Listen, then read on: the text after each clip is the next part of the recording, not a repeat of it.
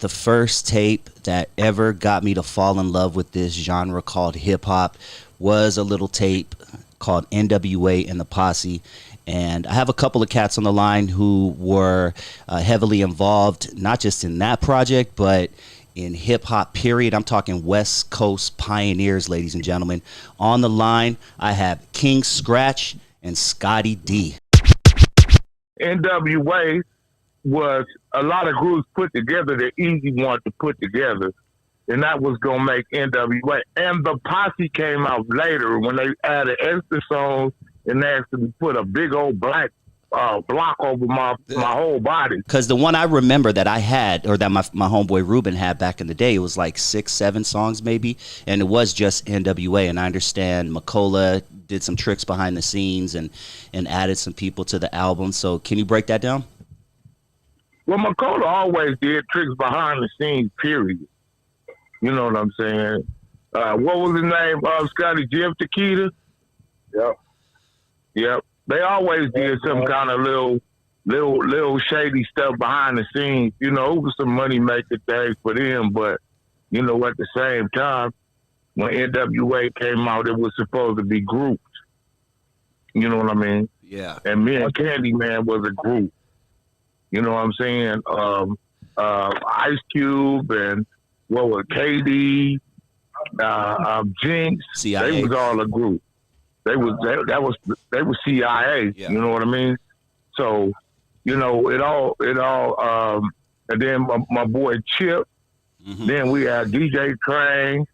You know, and then like I said, Candyman and I. You know what I'm saying? We were supposed to be a group in NWA. You know, so that was NWA, and then Easy and Dre and Cube, you know, they was actually like the main people in front of NWA, you know. But that's what it was supposed to be. It was supposed to be groups that formed NWA. It wasn't supposed to be Easy, Ice Cube, Ren, and Dre, and Easy. It wasn't supposed to be that. It was supposed to be a group of people that was NWA at first. I want to chat with Scotty D, visionary hip hop legend, and I want to ask you, Scotty D, to give a little breakdown because I know your hands have been in everything. I've heard your name, you know, from the likes of King T when he went to your shop that you had over there with the custom Fila joints. I've heard your name, you know, just in random places. But give us a breakdown of, you know, just a little history of Scotty D and how you've affected West Coast hip hop. Scotty D came in the game in 1979 before it had a name. Mm-hmm. You know, we just fell in love with DJing. I was a dancer. You know, started off locking, and we pop locked. I went to Job Corps, found that sound, heard it for the first time in Job Corps from some New York guys. And all along, I didn't know my crew, when I came back to Compton to visit from Clearfield, Utah, my group was already there waiting for me, called the Soundmasters Group. The Soundmasters Group are a group that was formed in 1973 in Castle Hill, New York. Google them guys and you'll see it. About 300 of them. Just Ice is one of them. That's one of the main guys. DJ D, DJ T. So, me growing up in Compton, DJ D started the group there in Compton in 1979. I joined the group along with Coolio, Spoonie C, Little Richie C, Wiz Kid, and we were doing dances everywhere, just like they did in New York. They were Coolio as in Gangsta's Paradise Coolio? Well, the only Coolio that anybody knows, right? Coolio lives around off the street, and he's one of the original members. Oh, okay. And they taught him how he didn't even have a rap name back then. He didn't even have a name. What his name was? Mr. Somebody, Mr. Old Man or something? Old Man, and it was Boo Daddy. He had several, nicknames. So he didn't have the name Coolio. That came way later. But I ended up joining Uncle Jam's Army on a fluke. I went there and passed out some flyers for my group, the Soundmasters Group. So we was getting in rap contests and everything with Lonzo at his club, After Dark, in like the same year, 1980. We actually won the contest, but they gave it to this guy that can rap super rhymes all the way through. So the guys who were there saw us get down. And by me being a good DJ, all of us were good DJs, but we let DJ D do it, because he had the tricks and everything before the DJ and that. And Joe Cooley. The DJ D was the man. Living in Compton, we ended up meeting Mixmaster Spade the same time, about a 2 week when we started the group. Mixmaster Spade was already doing his thing in Compton with Mixmaster Ken and Scotty D and R.I.P. All that whole entourage. And we came together to join the Compton Soundmasters crew. Later on, we changed it to the Compton Posse, which was headed by Mixmaster Spade. I ended up doing promotions for all these guys were making records, but didn't have anybody to promote their records for them. So I was making sweatsuits at the same time, custom sweatsuits, any kind of way you want it made. Down your arm, your name down your arm and leg, hood, and zip open, your pants can zip off. You carry the gun. I put a pocket in the middle of your belly button so you can pull that pistol out. Damn. Yeah, we were doing something any kind of way you wanted it, in any name. And we was making $1 million a month, like big dope dealers, like Freeway Ricks and Bo Bennett. We was making that kind of money. Damn. We were so big, we had stores all across the United States because everybody in every city was selling drugs. Mm-hmm. Everybody was having money, so you had to look the part of that thing that was going on at the time. And we would happen to be the fashion part. And we were doing ours before Dapper Dan. So when the rappers started coming to L.A. through Uncle Jam's Army, Roger Clayton joined forces. I helped him do a lot of promotions and put the posters up, pass out the flyer. A lot of us, but he picked and choose who he really wanted, and I happened to be one of them guys because I was all over the place selling my sweatsuit. If he wanted to impress me back then, I don't care who you heavy did, Run MC, okay, buy a sweatsuit. Damn. I'm not very easily impressed. Time went on, we got busted for copyright infringement, and we actually didn't get busted, we got indicted. Oh, by Fila or by by who? By Fila and Louis Vuitton. Damn. So we'll take the bags, we'll bust some Louis Vuitton bags open and make the suit. So we're going to bring all that back now. Like I said, me and Scratch are doing a film about how I grew up. I helped a lot of people with their career. DJ Pooh used to work for me. Sent him to New York to get with LL Cool J. Where he was hired by Houdini to be the DJ for the Houdini Dancers, Cliff Love and Lance Roman. They were called themselves the All-American Boys. Daryl Pierce is Roger Clayton's first cousin, Uncle Jam's Army. They had a group. Daryl Pierce and Dwayne Simon had a group, and their group was producing this kid named Breeze. You ever heard of Breeze? L.A. Breeze made the song, Ooh, L.A., California. Oh, yeah, of course, yeah. The song that I recognize, I didn't know the name. California. They went to one of the music conventions. They went to one of the music conventions at the time and had a bunch of their demos. Russell Simmons was there, and he was listening to tapes. Ice-T was there. He heard everybody's tape, and he liked the L.A. Posse sound. So he sent them to New York to be a part of history. They are the first group, West Coast group, to get signed in New York. Yes, L.A. Posse. Oh, you know what? Yeah, because they ended up doing a lot of production for Russell Simmons. That I do remember. Right, they did Houdini. They did a lot. They did I'm Bad album. That's right. And by them being good for and Walk with the Panther. They didn't have the scratching. They didn't have a lot of scratching in their stuff, so they brought out DJ Bobcat. That's and right. At the same time, they're about to go on tour, and they're finishing up a lot of LL Cool J stuff. They ran into Pooh up at Def Jam because Def Jam was, going to sign DJ Pooh with the group All American. See, Pooh, what you doing out here? Pooh ended up coming to the studio and got down with them on a few songs. There's the Hotel, and Pooh was in. That was my shit. So Pooh, and then by me just helping Pooh get out there, that's a part of the history. King T was a kid, used to come to my shop a lot, lying, talking about he was with Uncle Jam's Army. Not knowing you were, huh? I'm already in, all of it full-fledged, you know what I'm saying, with the stripes and everything, general stripes. That's funny. So we ended up putting him on, and DJ Pooh was working at my store at the time, so he started liking King Tila. They call him Tila. His nickname is Tila, but DJ Pooh gave King T that name, King T. So J-Roll from the Alcoholics would come up to the shop too, because I had a DJ booth in the back of my store. We DJ parties all over, a lot of famous people, Bobby Brown and New Edition, John Amos. Anybody that was big back then would come. with DJ at parties and stuff like that. So J-Ro from the Alcoholics came to us, who ended up being the Licks. Of course. They discovered Exhibit and all the other guys, that come along. Lou Tech, all of them came through the Licks. That's part of the Liquid crew. And it all came through King T. So I brought a lot to the table. Did you grow up in Compton also, Scratch?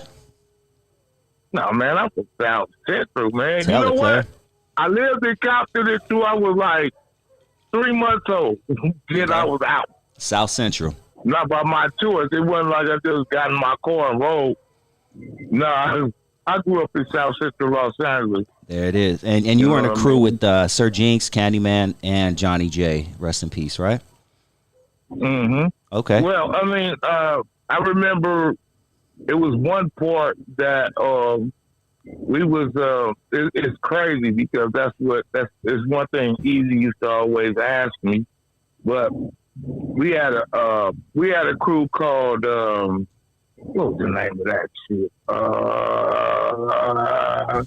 Busy Boys. Okay. It was Busy Boys.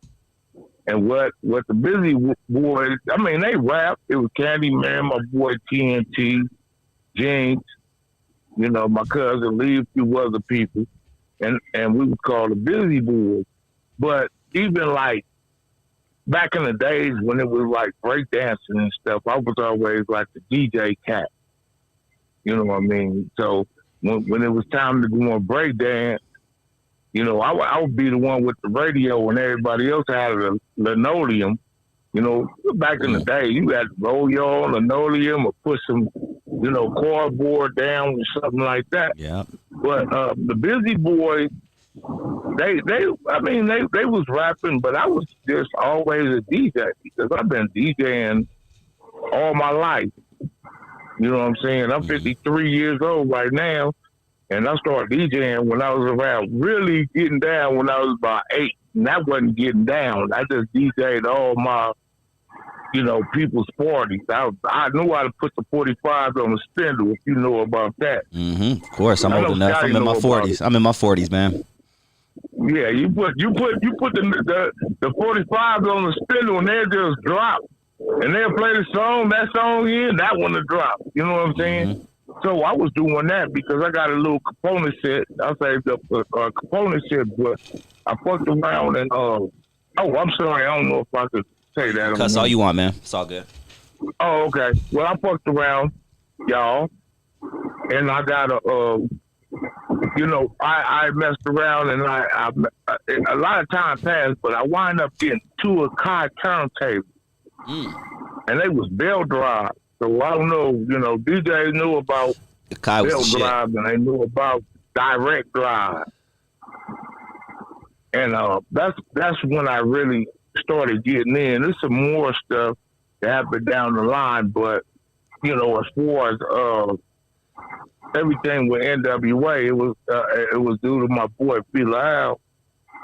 P. Lyle, he was, he actually, he was executive producer for Candyman and my boy TNT at the time. TNT had Busting Out, and Candyman was doing a song called Money Talks. But Money Talks, we had already did a version of it, but Dr. Dre was going to do a version of it. So we went to Lonzo's house, and that's where I've been knowing Dr. Dre for years because he would always, when I was in high school, he would DJ our noon dance. We had a dance at noon. And I always be like, man, I could serve that dude. Even though it was somebody who I looked up to. So I went to Lonzo's house, and that's where, I really got a chance to hook up with Dre, hook up with Lonzo. I met Miss LA that day before she was out there, and I'm actually met Easy that day. And that day, it was the time when that's when they was putting NWA together. I think Boys in the Hood was already out. But when they said NWA, he was like, okay, we're trying to get these groups together and put them, and we all going to be NWA. So that's how that went with that. Let's talk about the day of that iconic photo, the album cover. Yeah. Lord. Talk to me about your side. When did you first hear about you guys are taking the picture? How close were you to everybody? They told me. They told us because me and Candyman, we stayed together. So that day they was like, well, the day before they said, well, we're gonna take the picture about. I think it was about 1 or 2 o'clock. So I had a Jerry Curl appointment. That's when we had Jerry Curl. Mm-hmm. Fresh. I had to go and get some clothes out the cleaner and all that. So I was ready for it, And when they called about 9 or 10 o'clock, they said, "Well, we getting ready to go take the picture." Mm-hmm. And I'm going, I thought they said 1 o'clock. So I threw I had my raggedy Jerry Curl. I had some Fila pants. I just threw on something because we had to go over there, and I thought we had to pick Dre and them up because Dre was staying with Jinx, and Ice Cube stayed 2 doors down. So we wound up going up there. We went up there right across the street from McCullough in the alley. I don't think it was McCullough then, but we messed around and we went up there and we got in the alley, and I wasn't taking the picture. I had my camera and I was taking their pictures, and then Easy came and he looked, he said, "Scratch, what you doing in there taking pictures? Get up here." I was like, "Man, I ain't taking no picture look like this." And he said, "No, come on, you look ruthless." I said, "I don't look ruthless, I look like a fool." So it was a gang of pictures that they took. It was one, I was in the back. That shit would have been bomb. I'd have loved that. But they want to take me a picture sitting up there looking like a goddamn superhero. So I mean, you look cool to me, dog, but you probably didn't fuck with that back then. I mean, I couldn't tell. The only thing, I wish I'd have had my chain. I had a chain there, scratched with the crown on it. I should have been holding that motherfucker like they was holding their clock. I mean, you got homeboy in the front with the high water joints. That's the first thing I noticed. I'm like, damn, that's the first thing that stands out to me. I'm saying, I ain't even you. And looking back, this is a dope pic. Man, I can't stand that picture, but I'm glad I took it. Yeah. But I wish that they would have it was one picture that was just so bomb. And then I remember when they said, "Oh, we got the album cover picture." And I went over there and I look, I'm like, not that one. Nah. You were hoping anyone but that one. Fila shoes, Fila pants, Sergio Tacchini jacket, no shirt, a big old King Scratch chain that I couldn't even show, a Kango hat, some goddamn glasses, and a raggedy ass Jerry Curl. Damn, dog. Man. But, I mean, it is what it is. I'm glad I did it. I'm glad it's out there because, if it wasn't, a lot of people wouldn't even know who I was. Yeah, etched in history.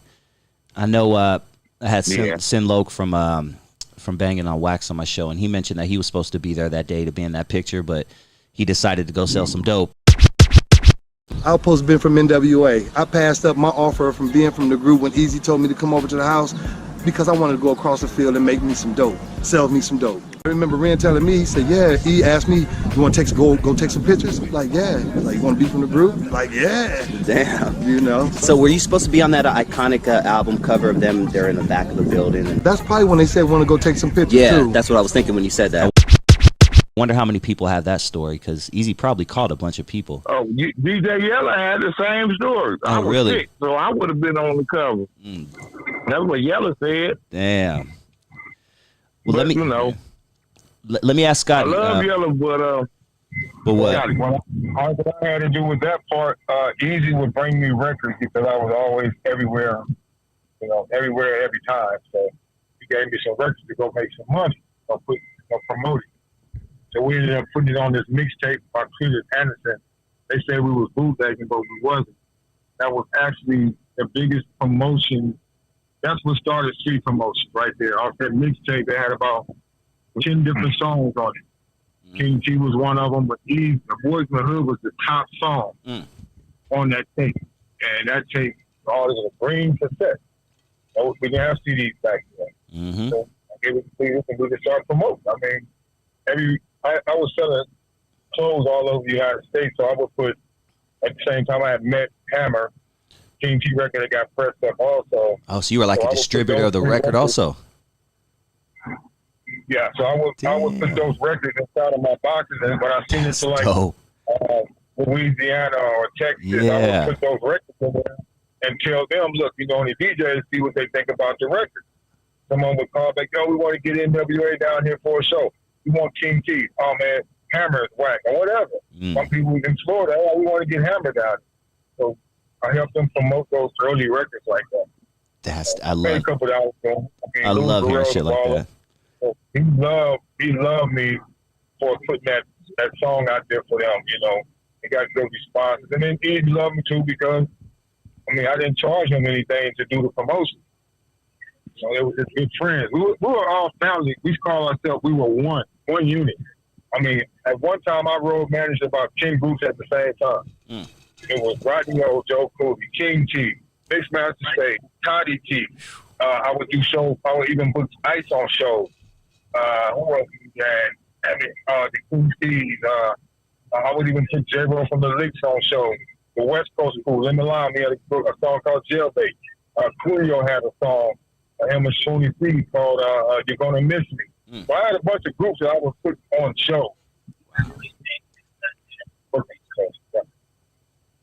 That was my thing with NWA. I knew what I was doing all them, but me hanging out in the studio just wasn't my gig, all the way to right now.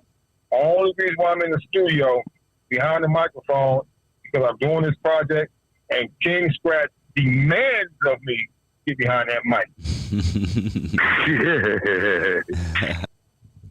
Let's go back to this iconic album cover, Scratch. You know, I'm just going to kind of, I guess, name the names or, you know, of the people that were on there. Or maybe you could just even name the names. And let me ask you, did you guys, okay, cool. Did you guys, first of all, did you guys all know each other? Or was it just like where there some people you're like, who the hell are you? But I'm standing right next to you. You know, a lot of them went to Washington High School. You know what I'm saying? They was all at Washington. Ice Cube with the Washington, Candyman with the Washington, G with the Washington. I think there was a lot of people that went to Washington because, you know, they all knew each other in some kind of way.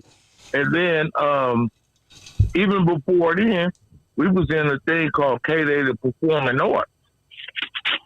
I don't know if you ever heard of that. Okay. But we was in K-Day Performing Arts because, you know, it was a dude named Roy Kaufman. And I'm not getting ready to get too deep into it because you got to watch the film. But Roy Kaufman, when we was young, he used to take us places we used to do shows. So it was a whole lot of different, you know, rap groups, rappers, dancers, DJs, everything. Singers everywhere. And they used to take us. He'd say, oh, we got a show at this park. We're going to do a show in the park. Oh, we got a show we got to do at this high school. We do a show at high school. Junior high school. Stage for the Olympics, all that type of stuff. Man. All of that type of stuff.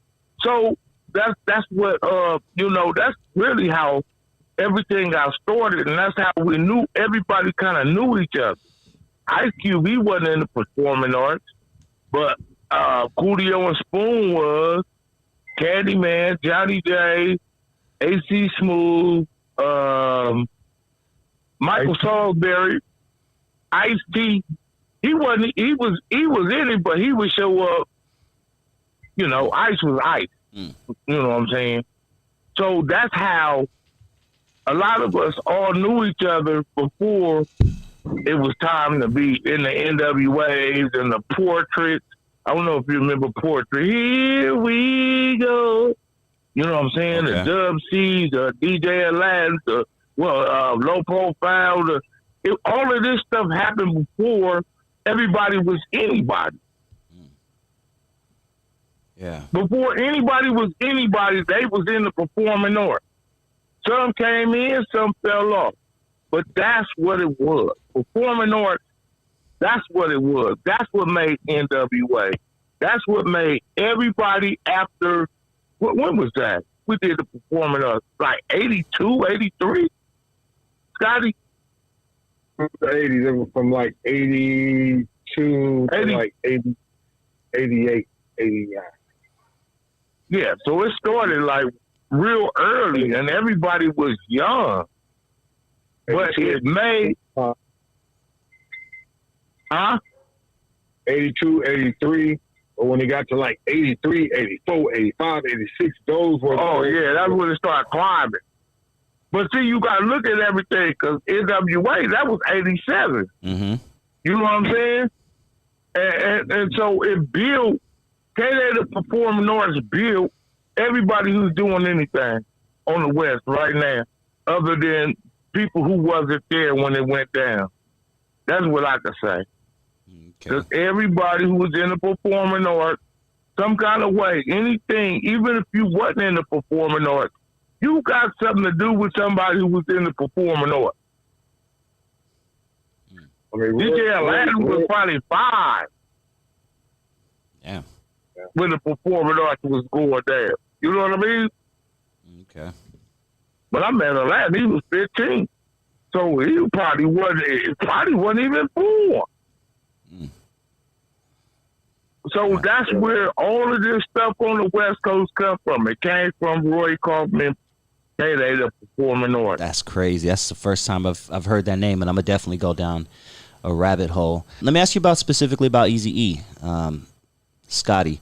When did you first meet Eazy? What was your relationship like with him? Well, I moved Eazy before the drugs and all that because my sister and his first girlfriend, her name was Joyce. I think that's Eazy's first baby mama. They were best friends. So Eazy would come over to my house to pick up his sister, and he would. Hey, look, Scotty, I don't mean to cut you off, but he needed to see that car. Huh?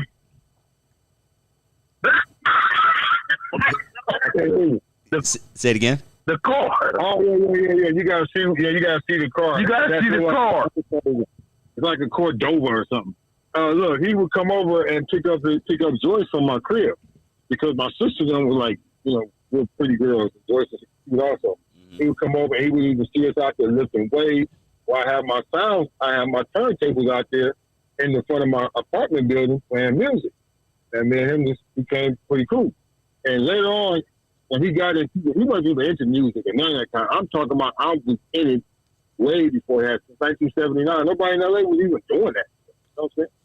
That's before Uncle Jam's Army even hit the stage for the first time. We was already doing it. So that's where I met Eazy at my crib. He came over to pick up his girl. Later on down the line, when he really started messing with Dre and wanted to do some music, by me being from Compton, they know me. I do them sweatsuits. I'm all over the place. I know how to promote. And he wanted me to, get out.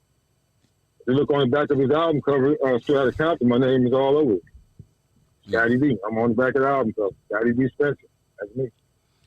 Let me ask both of you, whoever would have maybe a better answer for this. I've been trying to get this gentleman on the show for years now. I've had a chance to interview a couple of cats that were on in the picture. Shout out Chip. You trying to get on the show? I'm about to tell you right now because his name, his reputation is that of his name.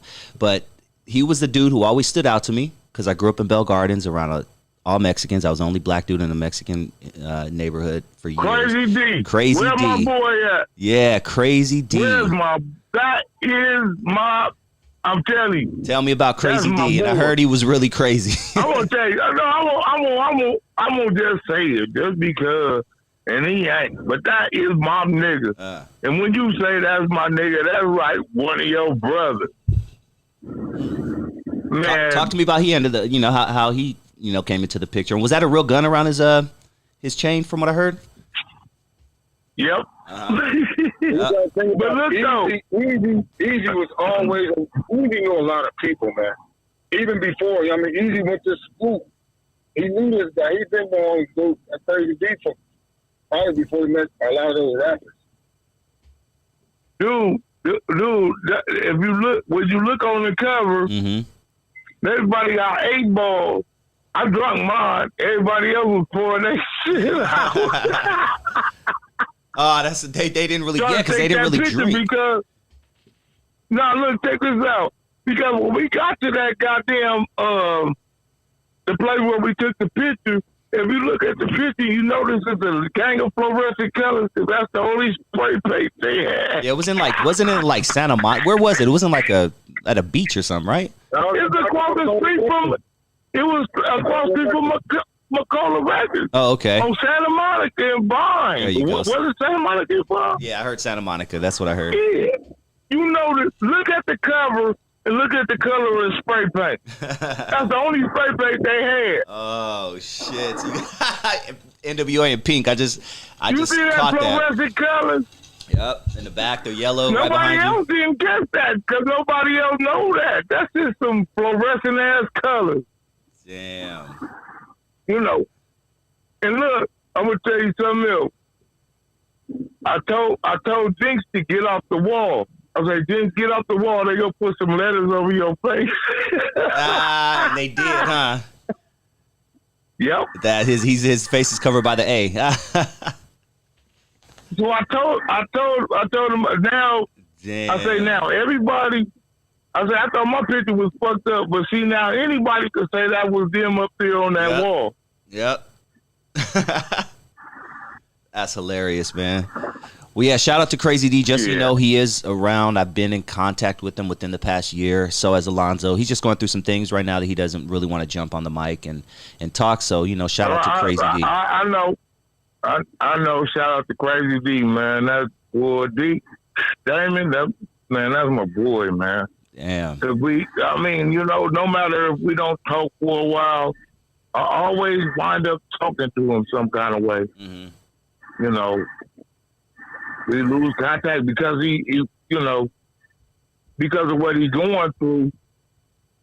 Like, come out here, man. Let's do a song. He's like, man, I'm just, I gotta go. I'm going through this, so we gonna get together. But I know we are gonna get together. The Crazy D.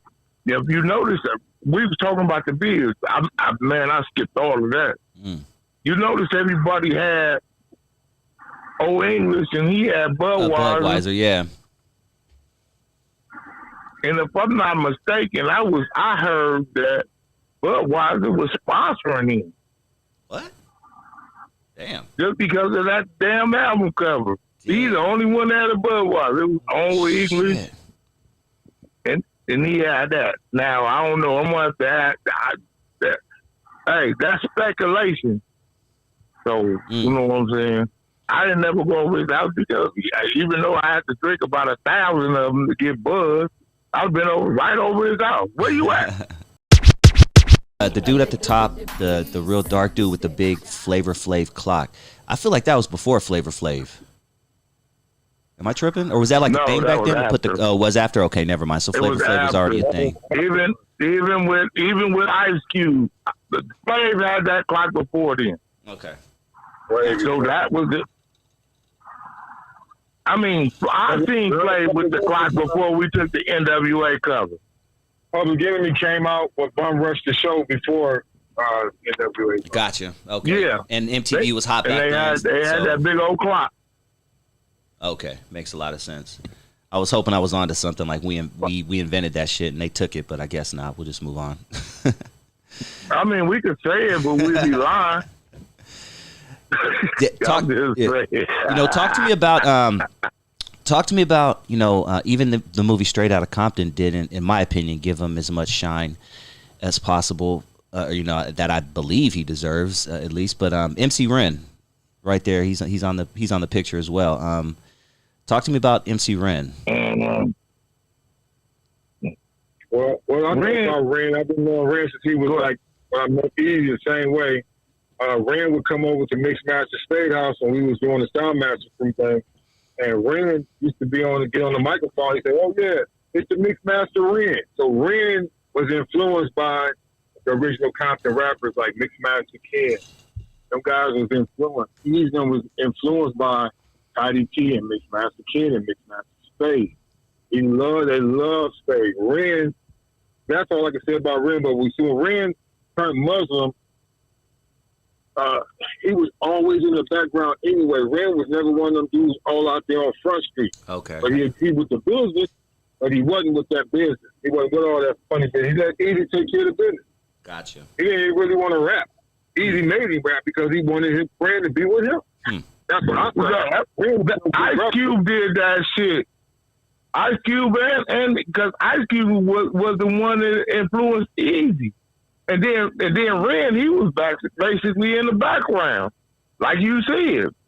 But you hear listen to No Vaseline. It tell you everything right there. I mean, exactly. It's not talking about.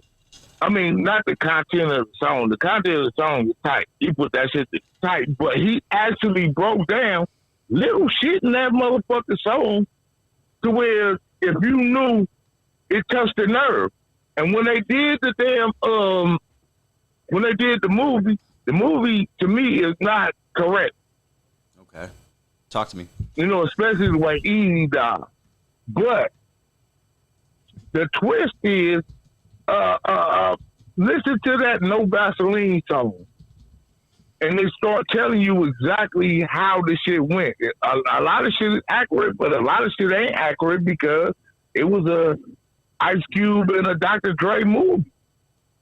If Easy would have been around, how the hell you gonna make a NWA movie and not have the front cover on there? Well, I like the whole movie. I like the movie exactly how they did it. You know, if it wasn't for that, everybody wouldn't be telling their stories now. Once I got the wind of it that they needed some product for the Straight Outta Compton, I immediately stepped my game up and started working on really night and day on this film because I knew I couldn't get none of the interviews I wanted or none of the stuff I needed once the movie came out because everybody was going to be looking for a budget. Everybody wants some money. Anybody doing nothing for free. So I got all of my early interviews before the movie came out. A lot of people didn't even know it was coming out. So that makes me smart, you know, to do that, to get all these guys, Ice-T and Curtis Blow and Lonzo and all these guys before the movie came out. But to make a long story short, that movie to me is going to go down in history. That movie to me is a springboard for if you don't like the damn movie, do your own story. Put yourself in the spot where you fit in. Get in where you fit in the movie. That movie was only smashed up into 20-something years of their careers without Easy. You know what I'm saying? Without Easy and other people's influence, smashed up into a 2-hour film. Come on, man. Yeah. It was cool. So you think, Scotty, that just say, well, I ain't gonna say anything about you not being here. Just say if you just went over to an island and didn't want to fuck with nobody no more. And I had to tell your story or anybody else had to tell your story. It ain't gonna be the story that you actually was telling. That's the same thing with Easy. If Easy was here, everything, that whole movie would have been different, bro. If it was like, we give it like an NWA movie. That's why I just said my opinion. That's my opinion. My opinion. I know. Just my opinion. It was a good film. I love your opinion, man. I love your opinion because it's your opinion. It's a great film. F. Gary Gray, I love it all. As a person, they didn't have to do it. As a person who was did not have to do it. See, I know you guys looked at it. Yeah. Come on, man.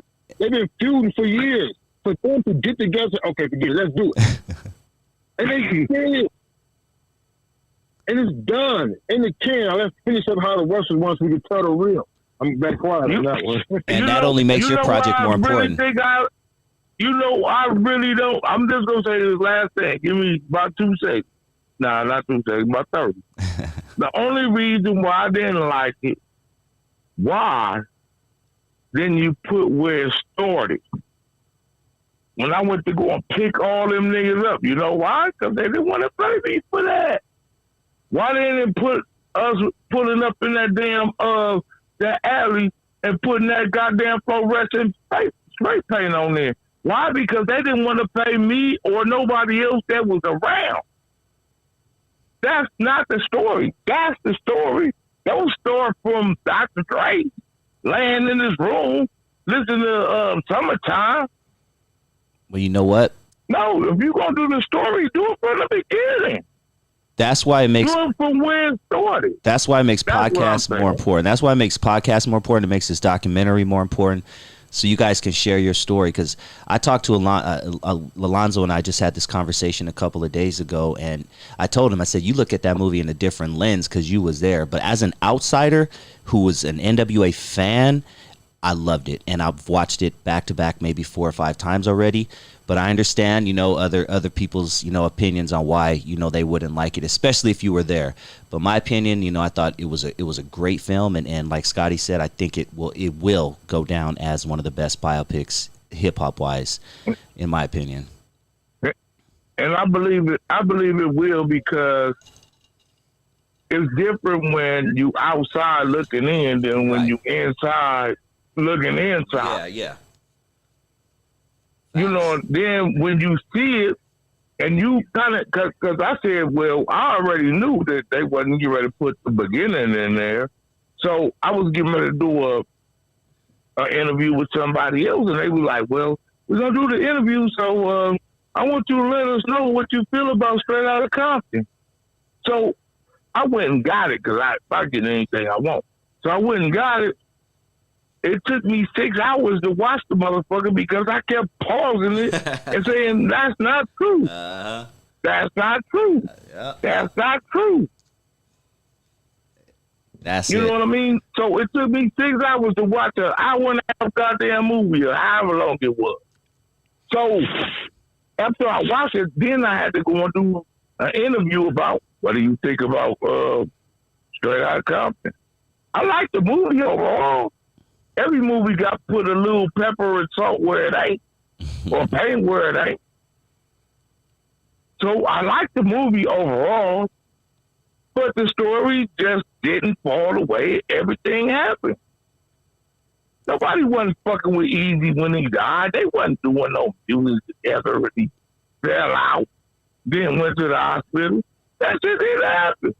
One thing I know for sure is I know for damn sure he wasn't selling nickel bags of weed. I've heard that. Really? Oh, hell no. Come on. They really painted it. Like you said, let's move on. But like you said, if Eazy-E was here, the movie would have been a little different. And, Tamika was probably just about that money. So she's like, where's my check? And greenlit everything. But how the West was won. Let's lead into that, because I want to wrap the conversation up. How the West was won. Where can everybody find this project? Because I really want everybody out there to know about the history of West Coast hip hop. You can go to Flea, FLEA, Lee, LEE, TV, and look for How the West is on. You got about 9 or 10. You got 10 different documentaries on there. He does live shows and everything. It's streaming site. For anyone that wants to make money, if we promote it, they'll give you like $2 per screen. Everyone that goes through your platform. Oh, okay. That's good to know, because I'm all over it. I'm all over. That's all you need to tell me. So that was not only something you could watch, you could actually make some money. Make a couple of dollars off of it. Okay. Like I said, I'm all ears. You got me, and I'm gonna get with you guys offline to see how we can make that happen. Gentlemen, that was a dope interview. I feel like we once again just even hit the tip of the iceberg. So I encourage everybody out there to still check out How the West was won, because this 48 minute conversation we had, that was literally just the tip of the iceberg. You guys can definitely get the true story, How the West was won.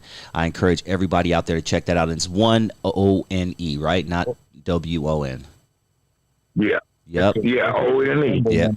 Yep. And also, if you got a problem with that, you can hit me on social media, Scotty, SCOTTY, space D, space Spencer, SPENCER.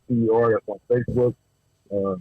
That's me all day. Or call me. You can call me personally. I got a personal phone number, 661-349-0241. Don't call me for no shenanigans. Just call me. And, business people. I'm a G like that. I got a weird audience, so I might block out your number just to keep it real. I'll just put your social medias up there. I don't want anybody calling you at 3 in the morning. He want his number on there. Okay, all right, there it is. He want his number on there. Put that shit on there. If they can call that motherfucker, I want all of them to call and bug his ass. I got college, we got colleges and everything. I got so many people want to call just to reach out, man. I'm a guy about it. I ain't worried about it. I'm in the light. I ain't in the dark. And where can we find you at, Scratch? It's one. Either you could Google me, King Scratch, or King Scratch everywhere. There you go. I like that. Easy. My Twitter is Real King, the Real King Scratch. But you know what I'm saying? I don't know. They suspended me. I don't know what I put up there. It wasn't like no naked shit. Yeah, people. Yeah, I don't know. Social media is whacked. This cancel culture is some BS. But that's a whole other story. Yeah, gentlemen. Go ahead. Keep going. King Scratch. King Scratch.